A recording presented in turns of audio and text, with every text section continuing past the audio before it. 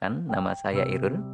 Kembali lagi di audiobook novel Angan Senja Senyum Pagi. Untuk kali ini adalah episode yang ketiga. Happy watching and listening. Tak seperti namanya, jika sedang tidak mood, senyum pagi tak pernah memiliki senyum indah seperti yang bisa dibayangkan semua orang. Ketika dua kata dalam namanya bertemu, senyum dan pagi. Kini ia lebih suka memperkenalkan dirinya sebagai pagi. Menurutnya, itu jauh lebih netral. Orang tak lantas membayangkan pagi yang cerah seperti saat seseorang anak perempuan membuka jendela kamar sambil tersenyum, mengangkat kedua tangannya untuk memberi napas pada ruas-ruas tulang punggungnya. Dan matahari menyembul dari balik horizon diiringi suara burung atau kokok ayam jantan di kejauhan. Pagi, jawabnya dingin saat seorang pemuda menanyakan namanya dari balik mesin kasir dan hendak menuliskan nama itu di gelas yang sudah diberi inisial PL yang baru saja dipesan pagi. Fani Lalit. Maaf, tanya pemuda kasir itu sambil mengerutkan dahinya, berusaha tetap ramah. Pemuda itu tak yakin siapa nama perempuan berparas cantik di hadapannya. Sejak pertama kali berhadapan dengannya, ia sudah tersihir oleh wajah pagi. Jika cantik itu relatif dan sulit didefinisikan, mungkin pagi adalah perempuan cantik yang akan membuat sebagian besar laki-laki gugup ketika bersitatap dengannya. Pagi. Pagi mengulangi menyebutkan namanya lagi. Seperti pagi. P, A, dan G, I. Ia membuka kedua tangannya memberi isyarat. Lihatlah wajah itu, hidung itu, mata itu, alis itu, bibir itu. Seluruh yang ada di wajah pagi lebih dari cukup untuk membuat banyak laki-laki menyukainya. Dan ketika ia berbicara, ketika mendengar suaranya, kita tahu bahwa ia tipe perempuan yang begitu mudah untuk dicintai laki-laki manapun. Laki-laki manapun. Oh, Mbak Pagi. Kasir itu berusaha meyakinkan. Senyum yang tersungging di bibirnya terasa kurang menyenangkan buat Pagi.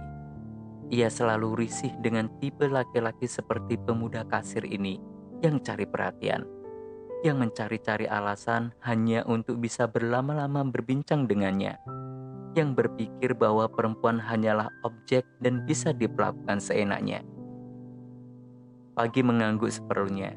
Ia merasa harus menunjukkan ketaksukaannya pada pemuda kasir itu. Dan saat ia terlihat kesal atau marah, sudahlah, dada laki-laki selalu terlalu lemah untuk melihat perempuan cantik yang sedang marah, bukan? Namun begitulah Pagi. Jika sedang begini, ia selalu seperti pagi yang mendung di bulan Desember, saat matahari enggan untuk terbit dan gumpalan-gumpalan awan tak kuasa membendung hujan. Seperti pagi gerimis yang terasa menjengkelkan.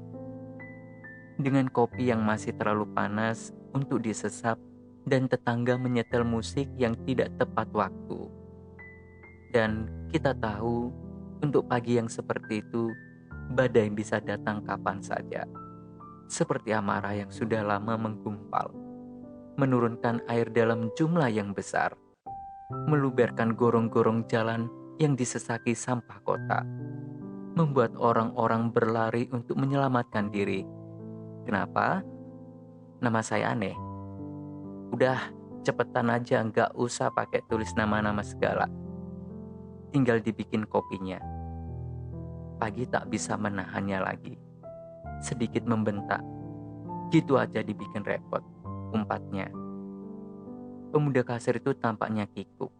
Ia berusaha memasang senyum yang aneh di bibirnya. Enggak, Mbak. Namanya bagus. Unik. Ia berapologi. Buruan, mana letnya? Pemuda kasir itu buru-buru menyelesaikan transaksi. Silakan, selanjutnya. Seperti ingin segera lari dari masalah besar yang mungkin menimpanya. Pemuda itu memberi isyarat pada pelanggan berikutnya yang berdiri di belakang Pagi. Pagi bergeser beberapa langkah ke bagian tempat mengambil kopi yang sudah jadi. Matanya masih tajam memperhatikan pemuda kasir yang kini tampak sok sibuk itu. Annoying banget sih kasirnya. Pagi menggerutu saat meletakkan gelas kopinya di meja. Sedikit tumpah. Puspita melongo. Pagi-pagi udah marah-marah aja, Jeng. Ujar Puspita. Udah, buruan buka laptopnya. Gue mau lihat gimana konsep wedding yang lu mau itu. Setelah duduk, Pagi membuka laptopnya dan menunjukkan beberapa gambar yang sudah ia siapkan sambil menjelaskan banyak hal. Puspita tampak mendengarkan, sesekali menyela dan meminta penjelasan. Tak perlu waktu lama untuk keduanya terlibat dalam diskusi yang cukup serius. Oke, menurut gue udah bagus. Tinggal ditambahi poin-poin tadi aja yang gue sampein, ujar Puspita. Kalau lu udah oke, gue tinggal jalanin nih. Gimana? Tunggu. Gue butuh waktu sehari lagi deh.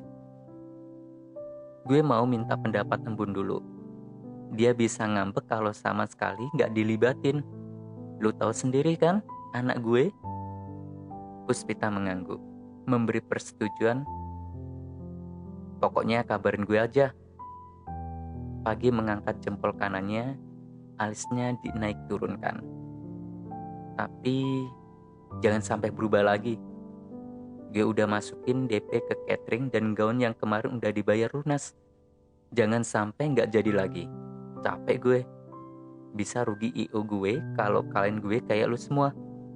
Beres, tukas Pagi nyengir. Teleponnya bergetar.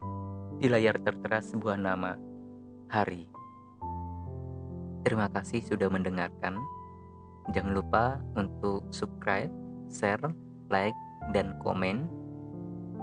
Jangan lupa ditunggu episode berikutnya. Bye-bye, terima kasih.